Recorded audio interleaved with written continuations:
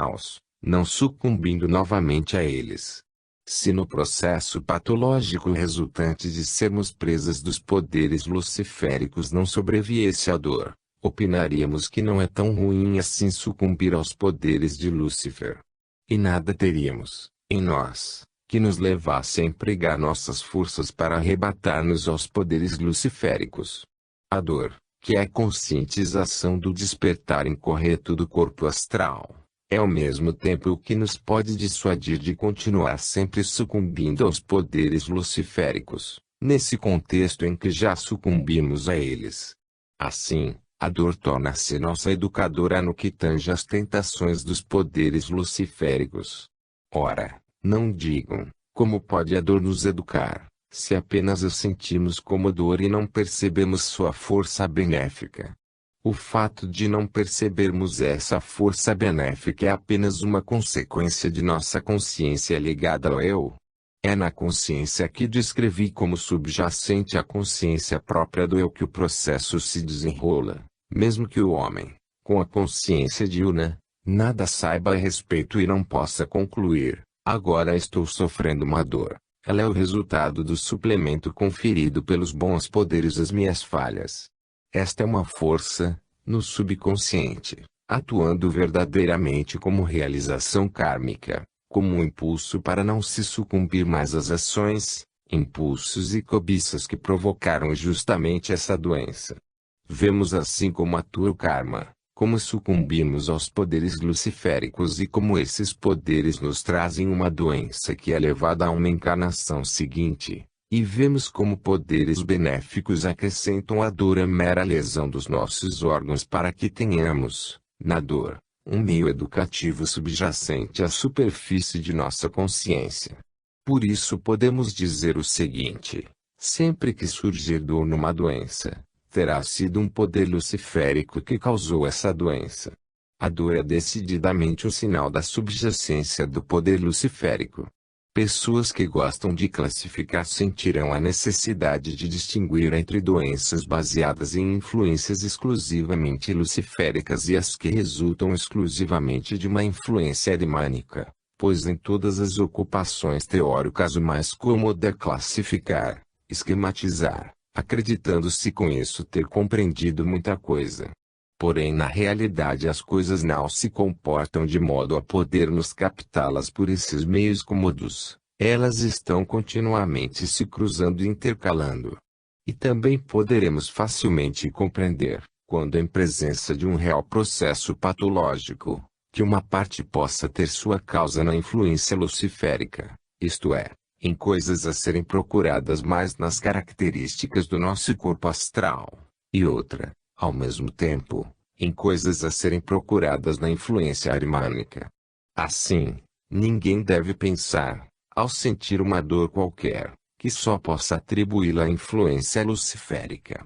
A dor indica a parte da doença decorrente da influência luciférica, mas nós compreenderemos isso mais facilmente perguntando-nos, de onde vem a influência arimânica?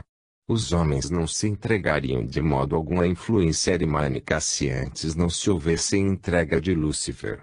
Pelo fato de os homens terem assimilado a influência de Lúcifer, sobreveio entre os 4 membros do ser humano, os corpos físico, etérico, astral e o eu, uma ligação que não teria ocorrido caso não houvesse atuado Lúcifer, mas apenas os poderes que lhes são adversos. Neste caso, o homem se haveria desenvolvido de outra maneira. Portanto, no que diz respeito ao interior humano, o princípio luciférico provocou uma perturbação. Ora, a maneira como o homem permite ao mundo exterior comunicar-se com ele depende do interior humano. E, exatamente como no caso de um olho que não pode ver corretamente o mundo exterior devido a um defeito interno, tampouco o homem consegue ver, através da influência luciférica, o mundo exterior tal qual ele é. Tendo-lhe sido dada uma razão para não ver o mundo exterior tal qual é, a influência arimânica conseguiu imiscuir-se na imagem incorreta do mundo exterior, de modo que a comunicação de Arimã com o homem só pôde ocorrer devido à prévia influência luciférica. A influência arimânica teve como consequência não só o fato de o homem poder continuar a entregar-se ao egoísmo sob forma de paixões, instintos, cobiças, vaidade, orgulho, etc., mas também o fato de agora, num organismo humano onde o egoísmo atuou dessa maneira, terem se formado órgãos aos quais coube ver o mundo de modo enviesado e incorreto. Foi desse modo que Ariman conseguiu mesclar-se às imagens incorretas do mundo exterior. Ele se acercou, e por isso o homem ficou exposto a outra influência, de modo a poder não só entregar-se às tentações interiores, mas também ao engano, no julgamento e nos relatos acerca do mundo exterior, e à mentira. Portanto, Ariman atua de fora, mas fomos nós que primeiro lhe demos a possibilidade de poder acercar-se de nós. Dessa maneira, em verdade as influências de Lúcifer e de Ariman nunca atuam somente por si. Elas sempre atuam uma após a outra, mantendo, de certa forma, o equilíbrio. De dentro, Lúcifer impele para fora; de fora, Ariman atua para dentro, e, de permeio, forma-se a imagem do mundo. Quando, numa encarnação qualquer, o interior do homem se torna mais forte, quando ele está mais exposto às influências interiores, sendo mais atraído por orgulho, vaidade e assim por diante, ele se entrega mais à influência de Lúcifer. Numa encarnação em que, por seu karma global, o homem é menos condicionado a ceder às influências interiores, ele pode entregar-se mais facilmente aos erros e tentações de Ariman. É assim que acontece de fato em nossa vida. À medida que percorremos nossa vida diariamente, às vezes somos mais vítimas das tentações de Lúcifer, às vezes mais das de Ariman. Oscilamos entre ambas, que nos levam, por um lado, a inflar-nos em nosso interior e, por outro, a deixar-nos enganar por ilusões do mundo exterior. Neste ponto deve ser mencionado, por ser extraordinariamente importante, que as tentações de ambos os lados deve resistir especialmente quem, por um desenvolvimento superior, procure penetrar no mundo superior, seja penetrando até o espírito situado atrás das manifestações do mundo exterior, seja descendo ao próprio interior por caminhos místicos. Ao penetrar no mundo espiritual exterior, situado atrás do mundo físico, ele se defronta sempre com as imagens ilusórias simuladas por Ariman. Quando deseja descer misticamente ao interior da própria alma, está sempre consideravelmente exposto às seduções de Lúcifer. Quando se torna místico e desce com êxito, sem antes haver tomado, mediante sua formação de caráter, medidas contra o orgulho, a vaidade, etc. Quando, pois, consegue viver como místico sem uma cultura moral em particular traço, ele pode tanto mais facilmente sucumbir às tentações de Lúcifer, que atua na alma a partir do íntimo. Por isso, não tendo passado por uma educação moral, ao conseguir penetrar um pouco em seu interior, o místico pode correr o grande perigo de conclamar, ainda mais fortemente do que até então, a força reativa da influência de Lúcifer, tornando-se mais vaidoso e orgulhoso do que antes. Por esse motivo é tão necessário que, por meio da formação de caráter, nos preocupemos em desenvolver previamente um antídoto contra as seduções que se acercam de nós sob forma de vaidade, megalomania e orgulho. Nunca será demais cultivarmos as qualidades que nos levam à modéstia e humildade. Isto é sumamente necessário ao lado do nosso desenvolvimento superior que chamamos de lado místico. De outro lado, é necessário que o homem se proteja contra as alucinações de Ariman ao procurar chegar à origem espiritual das coisas por um desenvolvimento que o conduza por detrás das manifestações do mundo exterior. Caso ele não tente alcançar uma formação de caráter que o torne interiormente robusto e forte, firmemente edificado em seu interior, poderá facilmente ocorrer, e justamente se tiver sucesso em sua sortida ao mundo espiritual, de ele se entregar a Ariman e este o enganar com ilusões e alucinações cada vez maiores. E é muito comum acontecer de as pessoas, em certo sentido, tomarem alguém ao pé da letra. Por ter sido tantas vezes enfatizado que o desenvolvimento é superior, procurando transcender as manifestações do mundo exterior, deve estar sempre ligado à plena consciência. Acontece que certas pessoas sempre voltam a trazer nos indivíduos meio sonâmbulos que afirmam: sim, eu percebo o mundo espiritual, e com plena consciência. Aí só se pode dizer que seria muito mais sensato elas não terem essa consciência. Ora, as pessoas se iludem a respeito dessa consciência. Trata-se de uma mera consciência imaginativa, de uma consciência astral, pois se essas pessoas não estivessem num grau de subconsciência, não teriam essas percepções. Aí ocorre que, ao se penetrar no mundo espiritual, é preciso manter coesa a consciência ligada ao eu. Com essa consciência, porém, está relacionado o juízo próprio imanente da faculdade de discernimento. Estes, contudo, as pessoas não possuem quanto às configurações que veem no mundo espiritual. O fato de termos uma consciência nada significa de prodigioso, mas a consciência é ligada ao cultivo do nosso eu. Sim, precisamos ter.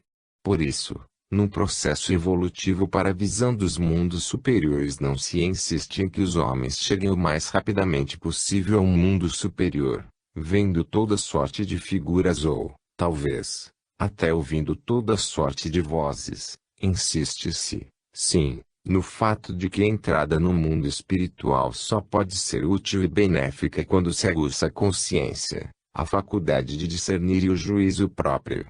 E para isso nada é melhor do que o estudo das verdades da ciência espiritual. Por isso enfatizamos que o estudo das verdades da ciência espiritual é uma proteção contra a suposta visão de toda sorte de figuras, sobre a qual não se pode estender qualquer julgamento. Quem estiver realmente treinado a esse respeito não identificará qualquer manifestação como sendo isso ou aquilo, mas saberá principalmente discernir entre realidade e imagem nebulosa, sabendo sobretudo que terá de ser particularmente cauteloso com as coisas que surgem como percepções auditivas, pois uma percepção auditiva nunca poderá ser correta se o indivíduo não houver passado pela esfera do silêncio absoluto. E quem não houver primeiramente experimentado a absoluta e calma e silêncio do mundo espiritual poderá dizer a si próprio, com segurança, que as imagens percebidas são ilusões, embora estas lhe comuniquem algo inteligente.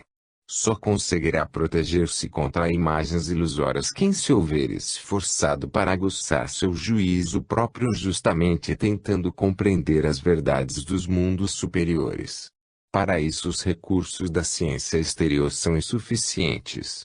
A ciência exterior não proporciona critério tão vigoroso e aguçado como é necessário para realmente se discernir no mundo espiritual.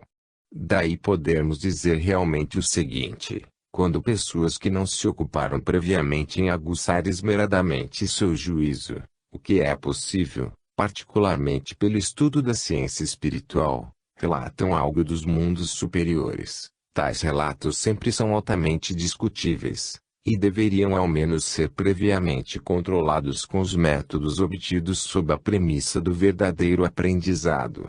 Só existe um poder frente ao qual Lúcifer recua, é a moralidade, algo que queima Lúcifer com um fogo terrível.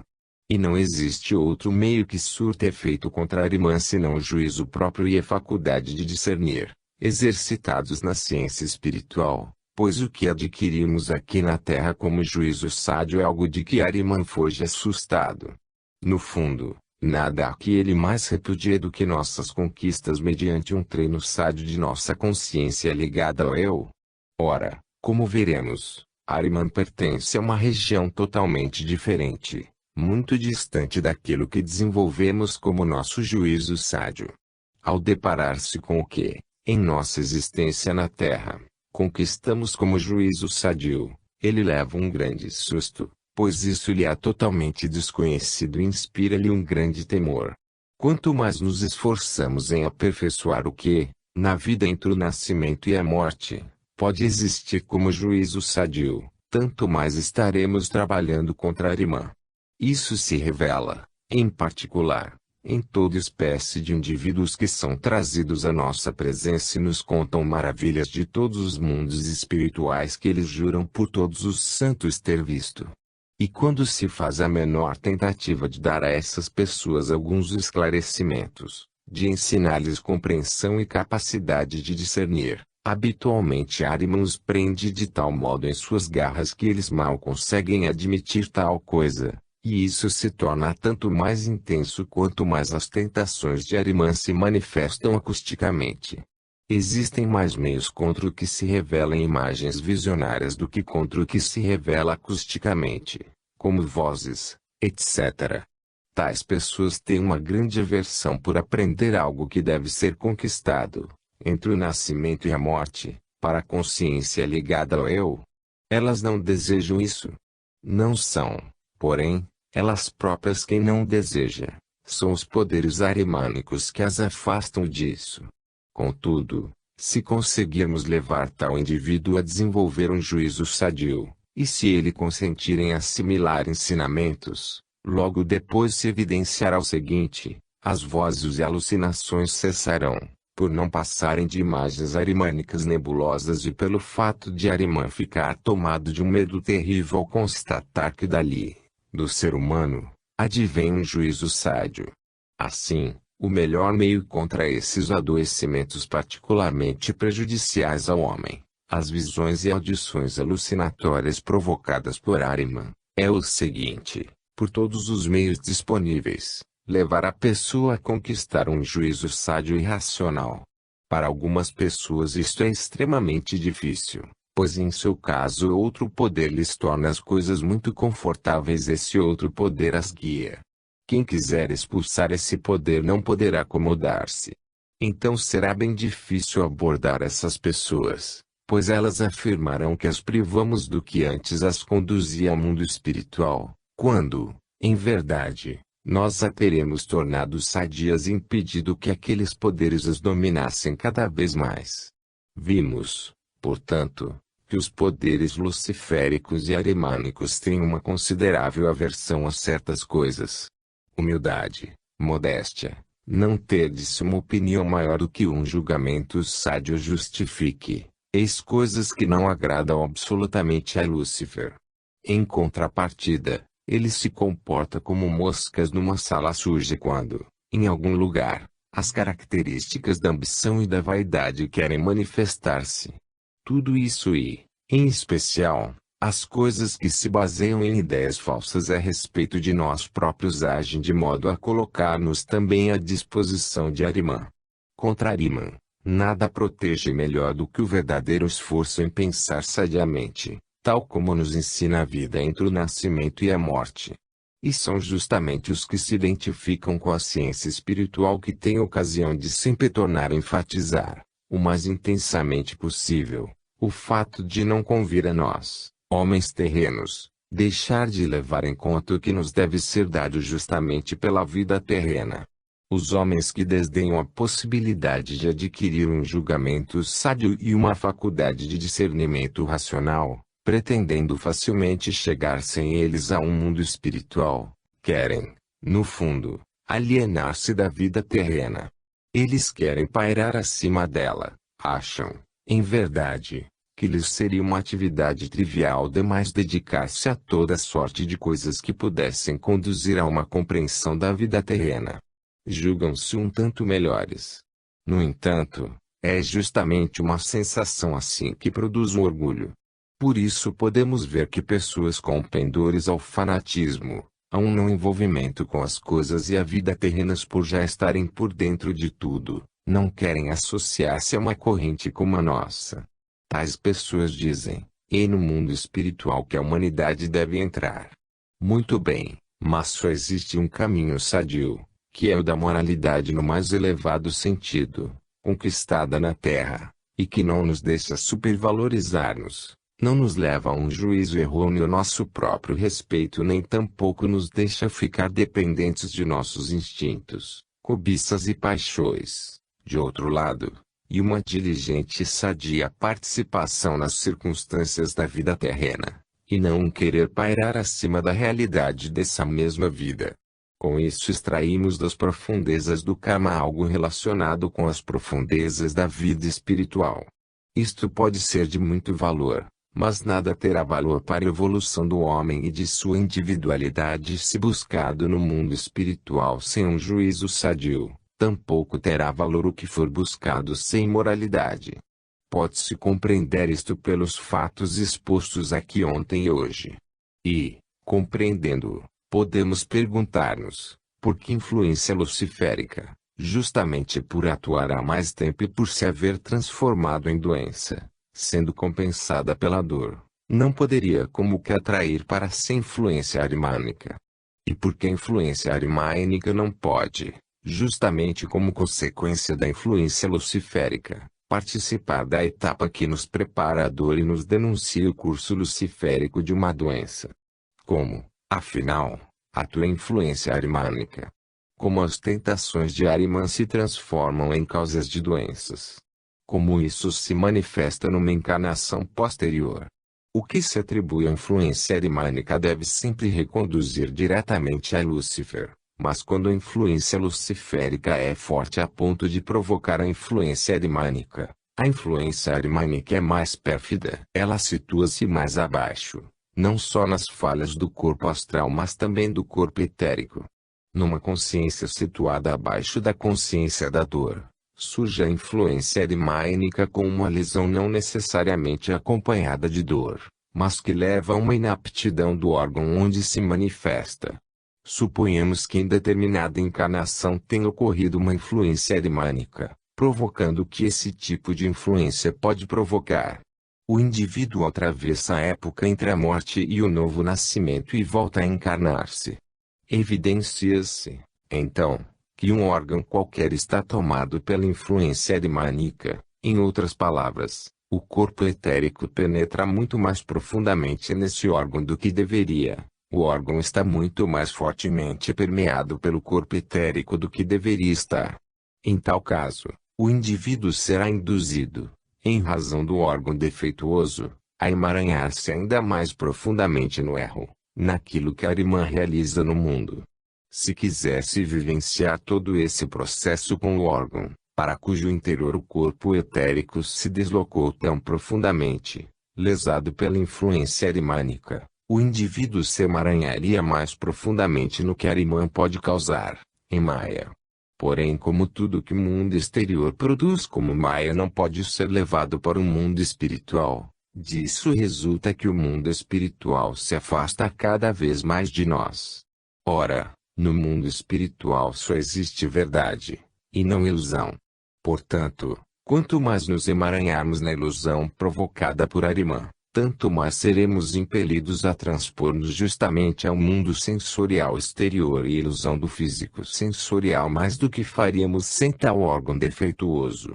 Aqui, porém, surge igualmente um efeito contrário, tal qual a dor surge como efeito contrário no caso da influência luciférica. Esse efeito contrário surge do seguinte modo. No momento em que corremos o risco de nos acorrentarmos excessivamente ao mundo físico sensorial e, com isso, roubarmos demais daquilo que nos poderia conduzir ao mundo espiritual, nesse momento o órgão é destruído, ficando paralisado muito fraco para atuar. Surge, pois, um processo de destruição. Vemos, portanto, que um órgão é destruído. Mas é preciso entender que em verdade devemos agradecer isso a poderes benéficos. O órgão é tomado a fim de podermos encontrar o caminho de volta ao mundo espiritual. O fato é que órgãos são destruídos por certos poderes, se isso não ocorrer de outra maneira ou então somos dotados de órgãos doentes, para não sermos lançados profundamente demais na ilusão. Quando, por exemplo, alguém tem uma doença hepática que, como tal, não é acompanhada de sensações dolorosas, estamos em presença do efeito de uma influência arimânica anterior, que levou à lesão do fígado, pois se o indivíduo não fosse privado deste órgão, as forças relacionadas com a penetração maior do corpo etérico conduziriam profundamente demais a Maya. As lendas e os mitos sempre conheceram a sabedoria mais profunda, expressando em si O fígado é justamente um bom exemplo disso, por ser um órgão que mais facilmente pode atuar no deslize do homem para dentro do mundo físico ilusório. Ao mesmo tempo, o fígado é o órgão que nos acorrenta à Terra. Com essa verdade está relacionado o seguinte fato: no caso daquela entidade que, segundo a lenda de Prometeu proporcionou aos homens a força capaz de conduzi-los à vida terrena e aí torná-los muito atuantes, um abutre bica justamente o fígado. Um abutre bica o fígado não porque deva provocar em Prometeu uma dor particularmente forte, pois neste caso a lenda não coincidiria com fatos reais. Porém as lendas sempre coincidem com os fatos fisiológicos. O abutre bica o fígado justamente porque este não dói. Ora, o que deveria ser mostrado é que Prometeu levava a humanidade a algo que poderia emaranhá-la ainda mais profundamente no elemento arimânico caso não pudesse ocorrer o efeito oposto, compensador. Os documentos ocultos sempre estão em consonância com as verdades anunciadas pela ciência espiritual. Hoje eu lhes mostrei, puramente a partir dos fatos, que são os poderes bons que infligem ao homem a dor para contrabalançar a influência de Lúcifer. Relacionemos isto com os documentos do Velho Testamento. Depois de acontecer a influência de Lúcifer, tal como nos é simbolizada pela serpente que seduziu Eva, os adversários de Lúcifer tinham de infligir a dor ao que este pretendia trazer aos homens. A potência a qual Lúcifer se opõe devia agora chegar e declarar que, a partir de então, a dor sobreviria à humanidade. É o que faz Javé ou Jeová ao pronunciar as palavras: com dores darás à luz teus filhos. Via de regra, não se sabe como interpretar tais coisas nos documentos ocultos enquanto não se dispõe das explicações da ciência espiritual. Depois de obtê-las se descobre, então, como tais documentos são profundos. Por isso, não me peçam que a partir do nada, isto é, sem os pressupostos adequados, eu explique as coisas sem mais nem menos. Para ser inteiramente possível falar sobre o trecho com dores darás à luz teus filhos, as considerações sobre o karma devem vir antes, pois a explicação só poderá ser dada em seu contexto adequado. Por isso não adianta muito querer receber explicações sobre um ou outro conteúdo de documentos ocultos antes que se tenha chegado ao ponto correspondente na evolução oculta. É sempre um tanto melindroso perguntar o que significa isso? O que significa aquilo? A pessoa precisa sempre esperar e ter paciência até que se tenha chegado ao ponto em questão. Apenas com explicações nada se alcançaria. Vemos, pois, atuar em nossa vida os poderes luciféricos, de um lado, e os poderes de que Lúcifer é adversário, de outro. Quando os poderes arimânicos atuam em nossa vida, devemos ter em mente que os poderes que inutilizam nossos órgãos ao cairmos sob influência arimânica são poderes bons, aos quais Arimã se opõe. Tomando como ponto de partida tudo o que acaba de ser dito, os senhores poderão olhar profundamente para o complexo mecanismo da natureza humana e concluir: os poderes luciféricos são aqueles que ficaram para trás durante o período da antiga Lua. Hoje eles atuam na vida humana, em nosso ciclo da Terra, com as forças que em verdade são forças tipicamente lunares, não podendo exercer, durante nosso ciclo evolutivo terrestre, um papel, por exemplo, no plano cósmico correspondente apenas aos poderes cujo adversário é Lúcifer. Assim Lúcifer interfere no plano de uma outra entidade. Podemos, contudo, remontar a épocas ainda mais remotas da evolução.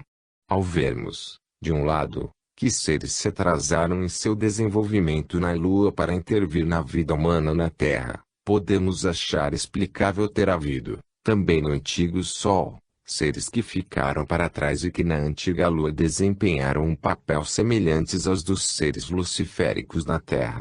Temos atualmente, na entidade humana, algo que podemos caracterizar como uma luta, a luta desenrolada entre os poderes luciféricos, que se instalam em nosso corpo astral, e os poderes atuantes em nós por intermédio do nosso eu, mediante nossas conquistas na Terra.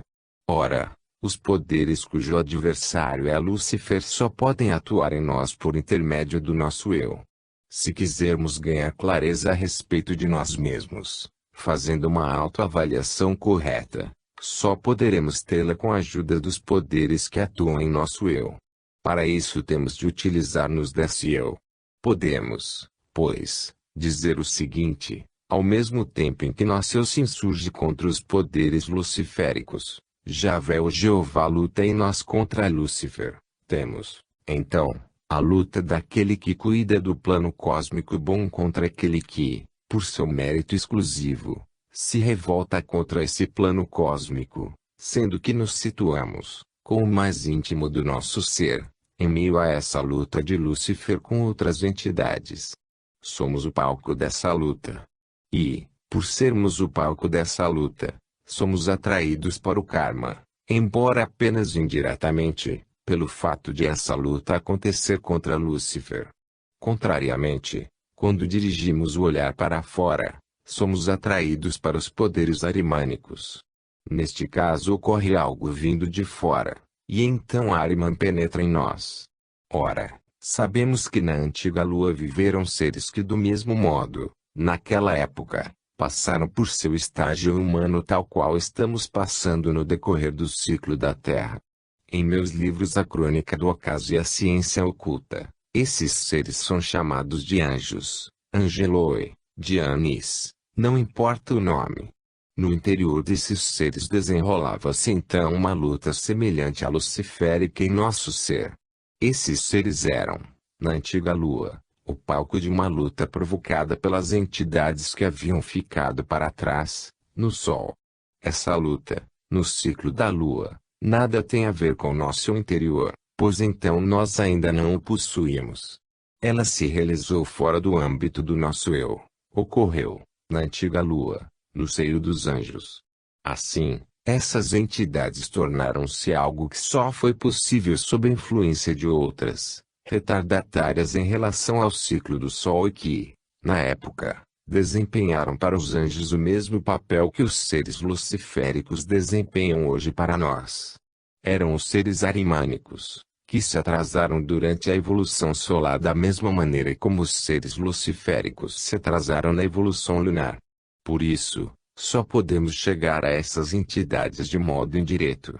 Ariman era, por assim dizer, o tentador no coração dos anjos, e por sua atuação dentro deles os anjos vieram a ser o que são, trazendo em si tanto o que passaram a ser sob a influência arimânica quanto o que alcançaram de bom. O que de bom recebemos de Lúcifer é a possibilidade de distinguir entre o bem e o mal, de desenvolver o livre-arbítrio, de conquistar a vontade livre. Só podemos alcançar tudo isso por meio de Lúcifer. Essas entidades, porém, adquiriram algo e o trouxeram à existência da Terra. Daí podemos dizer o seguinte: o modo como os anjos nos rodeiam na condição de seres espirituais foi preparado para a sua existência atual pela luta arimânica em sua alma, na época evolutiva da antiga Lua. O que esses seres experimentaram, bem como o que conservaram disso como efeitos, não nos toca no mais íntimo do nosso eu. Nós não participamos disso com o nosso eu. Veremos ainda que há um vínculo indireto, pois a influência arimânica acaba atuando em nós. O que essas entidades conquistaram sob a influência de Ariman são certos efeitos cujas causas elas assimilaram durante seu ciclo lunar. Por meio da influência arimânica, portanto, essas entidades assimilaram, durante a existência lunar, algo que trouxeram para nossa existência terrestre. Procuremos descobrir, em nossa existência da Terra, algo que nos possa parecer um efeito da luta arimânica daquele tempo. Se na antiga Lua não houvesse ocorrido essa luta arimânica, tais entidades não poderiam trazer para nossa existência na Terra o que pertencia à antiga existência lunar, pois tudo isso teria deixado de existir quando a antiga Lua sucumbisse.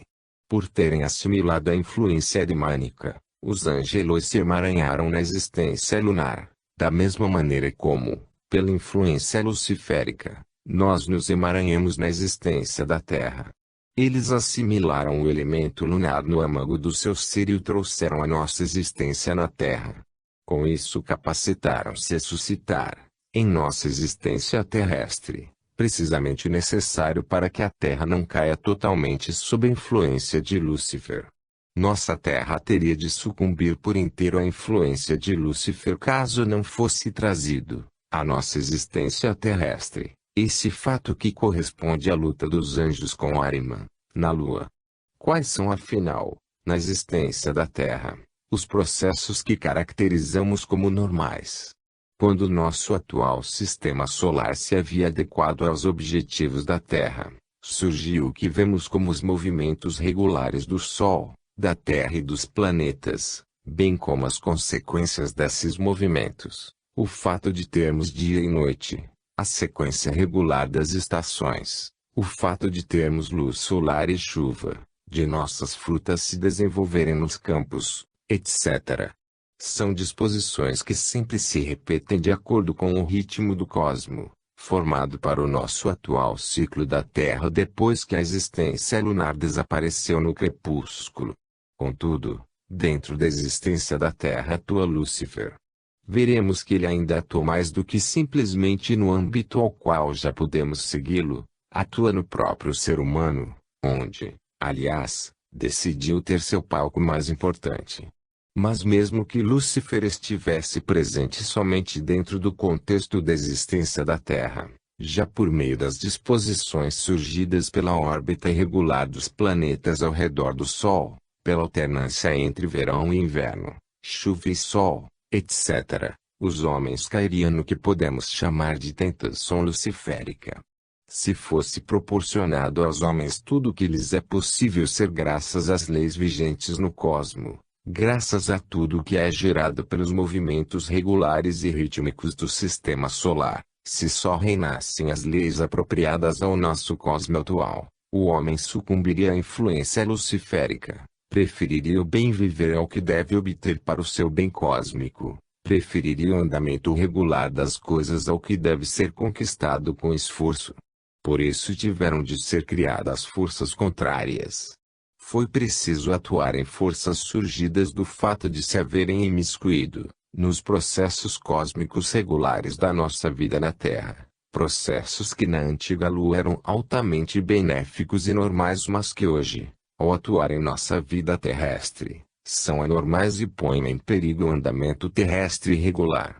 Essas influências se apresentam, de certo modo, colocando nos eixos o que, caso existisse apenas o ritmo, surgiria como inclinação para a boa vida, a comodidade e a opulência. Tais forças se revelam, por exemplo, na tempestuosidade da chuva de granizo. E, no caso de ocorrer a destruição do que normalmente seria criado pelas forças regulares da Terra, é operada uma correção que atua beneficamente sobre o todo, embora o homem, de início, não se aperceba disso, pois existe uma razão superior àquela que o homem entende. Quando o granizo assalta os campos, podemos dizer o seguinte: as forças que atacam na chuva de granizo eram, na antiga Lua, tão benéficas como as que hoje atuam beneficamente na chuva e na luz do Sol. Hoje em dia elas atacam tempestuosamente para compensar o que normalmente a influência luciférica provocaria. E quando o andamento regular se adianta, elas atacam de maneira mais tempestuosa, para incrementar a correção. Tudo o que leva ao desenvolvimento regular pertence às forças da própria Terra. Mas quando um vulcão ejeta lava, atuam ali forças típicas e forças atrasadas da antiga Lua, a fim de exercer uma ação corretiva na vida da Terra. É isso que se dá com os terremotos e acontecimentos elementares em geral. Podemos ver que muita coisa proveniente de fora encontra sua justificativa racional no andamento geral da evolução. Ainda veremos como isso se relaciona com a consciência humana ligada ao eu. Desse modo, o que parece insatisfatório nesta palestra se harmonizará amanhã. Precisamos ter consciência de que tudo isso representa apenas um lado da existência terrena e cósmica, em geral. E se, por um lado, Dizemos que quando um órgão nosso é destruído trata-se da atuação benéfica de poderes espirituais, e tendo verificado hoje que até mesmo todo o andamento da evolução da Terra precisa ser corrigido por forças da antiga existência lunar, cumpre-nos perguntar, como é então que, por outro lado, na qualidade de homens terrenos, precisamos gerar correções para as influências nocivas das antigas forças lunares? Com efeito, devemos presumir que, como homens terrenos, não devemos ansiar por ocorrerem terremotos e erupções vulcânicas, nem destruir deliberadamente órgãos para apoiar a atuação benéfica de poderes espirituais. De outro lado, devemos reconhecer como legítima a seguinte afirmação: quando uma epidemia irrompe em algum lugar, com ela é trazido algo que o homem decididamente procura para compensar alguma coisa em si próprio. E podemos admitir que ele é introduzido em determinadas situações a fim de sofrer uma lesão para, superando-a, aproximar-se da perfeição. E como ficam as medidas higiênicas e sanitárias? Não caberia perguntar se as epidemias, portanto, podem atuar beneficamente. Nesse caso, não será errado reduzir a possibilidade de ocorrerem essas boas influências por meio de toda sorte de instituições sanitárias e medidas profiláticas. Alguém poderia concluir que nada se deveria fazer para amenizar catástrofes elementares e invocar justificativas extraídas de nossas considerações de ontem e de hoje. Veremos que tal não é o caso, mas não é apenas sob certas premissas. Em verdade, só agora estamos preparados de maneira correta para, na próxima consideração das situações, de um lado entender como influências benéficas causam diretamente a lesão de um órgão para impedir que sejamos dominados por Maya, e, de outro lado, para ficarmos conscientes do efeito que suscitamos ao subtrair-nos, a nós próprios, de tais influências benéficas, intervindo com medidas sanitárias e higiênicas contra as doenças.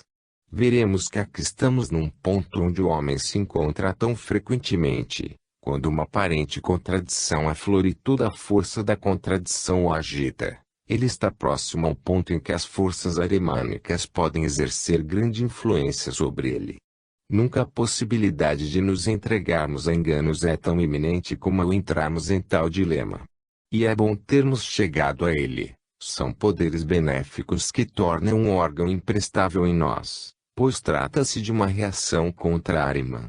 Portanto, deveriam ser considerados elementos perniciosos à humanidade aqueles que não incentivam essas reações benéficas contra os poderes arimânicos, pois medidas higiênicas e coisas semelhantes limitariam essa reação benéfica.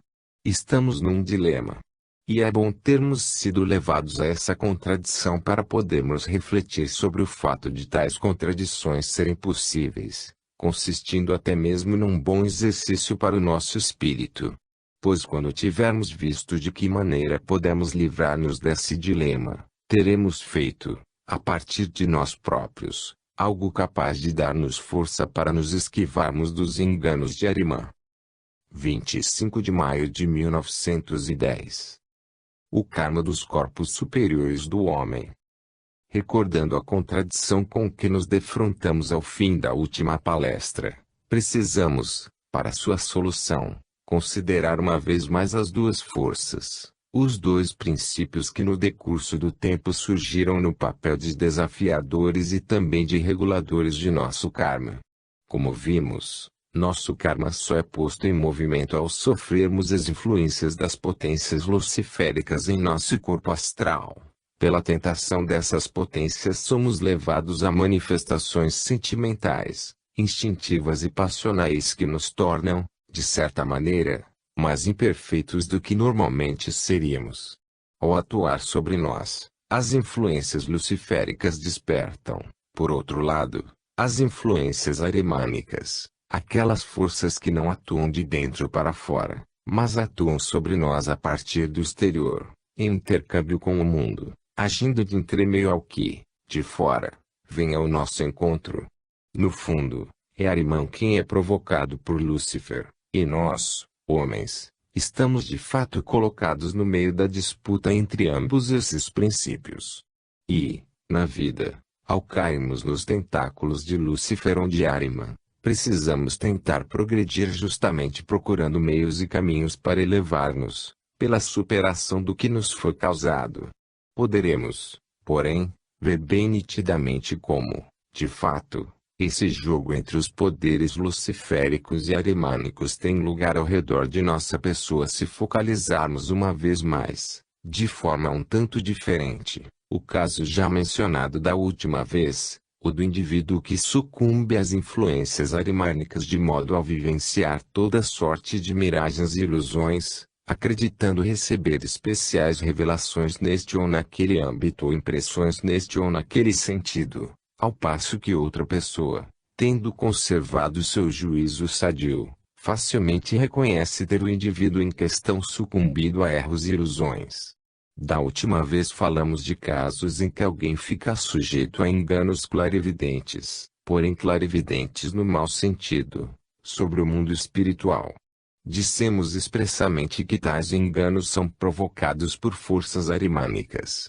E vimos que, contra esses enganos provocados por clarividência incorreta, não há outro meio ou meio melhor do que o juízo sádio adquirido na vida física entre o nascimento e a morte. O que foi dito na última conferência é algo significativo e essencial ao se tratar de erros de clarividência, pois no caso de uma clarividência que não tenha sido alcançada por uma disciplina regular e exercícios sistemáticos, orientados de maneira correta e rigorosa, e sim manifestando-se por meio de características antiquadas, herdadas, como imagens ou impressões sonoras e coisas semelhantes sempre podemos verificar que tal clarividência incorreta diminui ou até cessa quando a pessoa envolvida tem a possibilidade e o desejo de fazer estudos antroposóficos, de verdadeiramente assimilar conhecimentos ou até submeter-se a um treino verdadeiramente adequado, apropriado ao assunto. Portanto, nos casos em que se trate de aberrações do conhecimento suprassensível, podemos dizer que as verdadeiras fontes, quando o indivíduo é acessível a elas, também lhe servirão sempre de ajuda para levá-lo ao caminho acertado. Contra isso não se pode alegar algo que, na realidade, não passa de uma verdade trivial, conhecida por todos. Todo mundo sabe que quando alguém, devido a complicações kármicas, desenvolve estados que o levam aos sintomas de mania de perseguição, mania de grandeza, edifica em sua alma um sistema de ideias paranoicas, às quais dá a fundamentação tão lógica quanto possível, mas que não passam de ideias paranoicas. Pode acontecer, por exemplo, que uma pessoa raciocine correta e logicamente em outras áreas da vida e, contudo, tenha a ideia fixa de ser perseguida por toda parte, devido a esta ou aquela causa. Então, onde quer que chegue estará pronta a fazer combinações inteligentes dos menores acontecimentos para dizer que existe, mais uma vez, um grupo que só quer prejudicá-la. E demonstrará, da maneira mais inteligente, quão fundamentada é a sua suspeita. Assim, alguém pode ter uma cabeça muito lógica e, no entanto, apresentar certos sintomas de demência. Neste caso, será totalmente impossível refutar tal indivíduo com argumentos lógicos. Ao contrário, se em tal caso chegarmos com argumentos lógicos, pode acontecer de as ideias paranoicas, que jazem no interior do indivíduo, serem tão provocadas e procurarem provas ainda mais apuradas para o que ele valida como conteúdo de sua mania de perseguição. Quando falamos no sentido da ciência espiritual, as coisas devem ser tratadas com a maior precisão. Se tanto hoje como da última vez frisamos que os conhecimentos da ciência espiritual, aos quais alguém se dedica com todo o esforço e mesmo por um treino sistemático, possuem um poder contrário a uma aberração das forças clarividentes, referimos-nos com isso a um caso totalmente diverso daquele que acaba de ser caracterizado. Agora não se trata de levar, ao indivíduo em questão, conhecimentos da ciência espiritual. Via de regra, deseja-se levar a ele argumentos do âmbito do raciocínio usual. A estes, porém, tal indivíduo mostra-se absolutamente inacessível. Por quê? Quando surge um quadro patológico manifesto pelos sintomas descritos, nesse caso o indivíduo revela uma causa kármica de encarnações anteriores, de aberrações anteriores.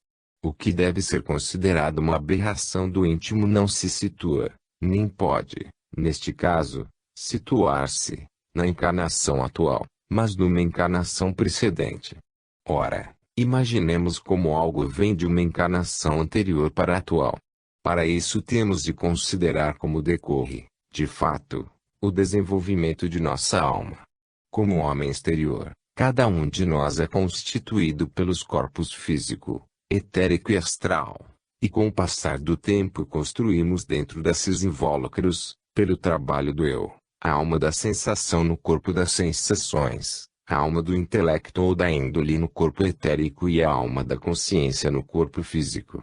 O que desenvolvemos em nosso interior como sendo os três membros anímicos, nós o construímos dentro dos três envoltórios onde atualmente vivem esses membros.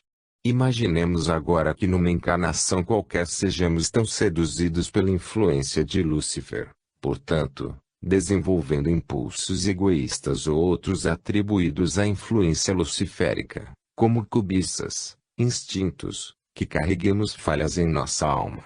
Essas falhas podem estar na alma da sensação, na alma do intelecto ou da índole ou, ainda, na alma da consciência. Esta é então a causa que, numa encarnação seguinte qualquer, venha a existir num dos três membros da alma. Suponhamos tratar-se de uma falha que repouse particularmente nas forças da alma do intelecto.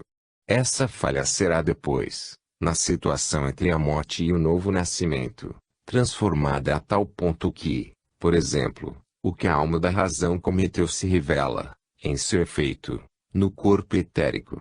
Durante a passagem da morte ao novo nascimento, isso terá sido incorporado no corpo etérico. Na nova encarnação, deparamos então com um efeito, no corpo etérico, decorrente de uma causa situada na alma do intelecto numa encarnação anterior. Ora, a alma do intelecto de encarnação seguinte volta a trabalhar autonomamente. Haverá, então, uma diferença conforme o indivíduo tenha ou não cometido aquela falha anteriormente. Em caso afirmativo, ele terá uma falha, em seu corpo etérico, situada mais profundamente, não na alma do intelecto, mas no corpo etérico. Contudo, o que o homem pode adquirir no plano físico como inteligência, como racionalidade, só atua em sua alma do intelecto, porém não no que esta fez numa encarnação anterior, já incorporado agora ao corpo etérico. Por isso pode acontecer que as forças da alma do intelecto, tal como aparecem agora em determinado indivíduo, trabalhem lógica integralmente, estando desse modo totalmente íntegro o interior de tal indivíduo. Entretanto, pelo trabalho conjunto entre a alma do intelecto e a parte doente do corpo etérico, é projetado, a partir desse corpo etérico, um erro em certa direção. Então, com argumentos cabíveis no plano físico, pode-se atuar sobre a alma do intelecto, mas não diretamente sobre o corpo etérico. Por isso é que nada se pode conseguir mediante lógica ou persuasão, como tampouco se pode fazer algo com lógica colocando um indivíduo diante de um espelho convexo, de modo que ele veja de si uma imagem distorcida querendo então demonstrar-lhe ser injusto ele ver a imagem nessa condição. Ora, ele viu uma imagem distorcida. Sendo assim, tampouco depende dele se, de maneira doentia, ele compreende algo erradamente, pois sua lógica, correta em si, não é espelhada de maneira sadia pelo corpo etérico. Dessa maneira, podemos carregar em nossa natureza mais profundo o efeito kármico de encarnações anteriores. E podemos até apontar como em certa parte dela, como aqui, em nosso corpo etérico, a lesão está presente. Vemos aí o que, pela influência luciférica, provocamos numa encarnação anterior e depois transformamos. E no intermédio entre a morte e o novo nascimento é realizada a transformação de algo interior em algo exterior, Então Ahriman atua em nós a partir do nosso próprio corpo etérico. Isto nos mostra como Ahriman é atraído, por meio de Lúcifer, ao nosso próprio corpo etérico. A falta anterior era luciférica, mas a transformação é tal que a quitação para a mesma é como que apresentada por Ahriman na encarnação seguinte. Depois, é dever do homem eliminar essa lesão de seu corpo etérico, o que só poderá ocorrer por uma interferência mais profunda, em sua natureza, do que seria possível numa encarnação com os recursos de nossa inteligência comum. Quem passar por algo como, por exemplo, sucumbir aos sintomas da mania de perseguição em determinada encarnação, ou atravessar novamente o portal da morte terá diante de si todos os fatos que tiver cometido em consequência de sua lesão arimânica, e os terá em toda a sua forma absurda. Para o indivíduo, essa será a força que irá curá-lo totalmente em sua encarnação seguinte, pois ele só poderá ser curado se o que consumou sob influência dos aludidos sintomas lhe parecer, no mundo exterior, consequência do absurdo. Isso pode indicar-lhes o que podemos fazer para tal cura. Se alguém sofre de tais ideias paranoicas, argumentos lógicos serão o meio menos indicado para afastá-lo delas, só servirão para provocar seu desacordo. Mas algo poderá ser alcançado, principalmente quando tal fenômeno se manifesta na juventude. Se levarmos o indivíduo a situações em que as consequências de seus sintomas lhe pareçam flagrantemente absurdas, se o colocarmos diante de fatos, por ele provocados, que recaiam sobre ele como absurdos flagrantes. Com isso poderemos, de certa maneira, provocar uma cura.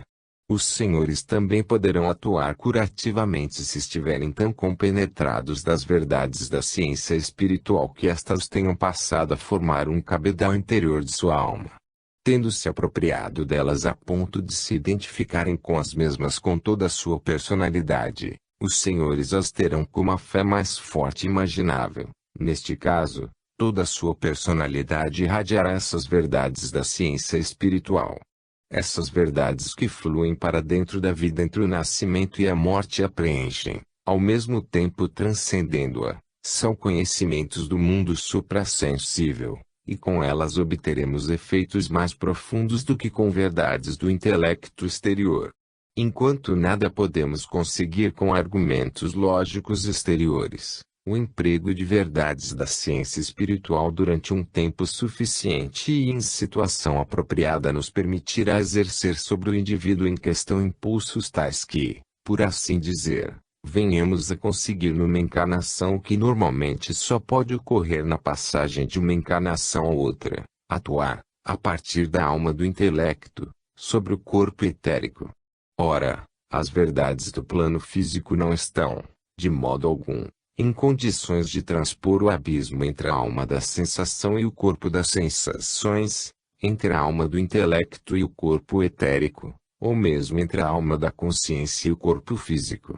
Por esse motivo, sempre constataremos que, seja qual for a quantidade de sabedoria que alguém possa assimilar a respeito do mundo sensorial, tal sabedoria estará em relação muito diminuta com seu mundo de sentimentos, ou seja, com o que chamamos de corpo das sensações permeado de impulsos e paixões correspondentes. Por isso, pode ocorrer de alguém ser um superintelectual, ter um grande conhecimento teórico sobre coisas do mundo físico, ter se tornado um velho catedrático e, em seu íntimo, não ter levado a uma transformação seus impulsos, sensações e paixões que vivem no corpo das sensações. No fundo, ele pode saber muito a respeito do mundo físico e ser um egoísta crasso, por haver assimilado os impulsos para isso em sua juventude.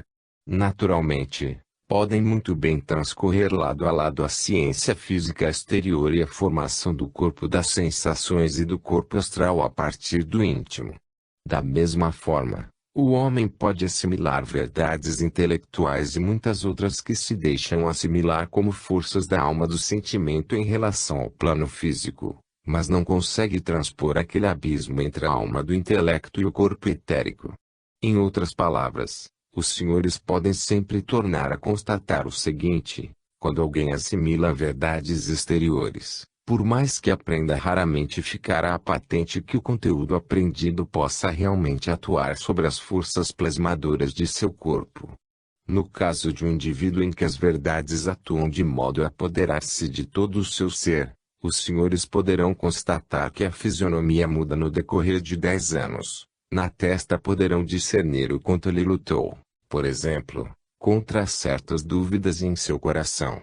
Ou então em seus gestos os senhores poderão também notar quando, por exemplo, por seu próprio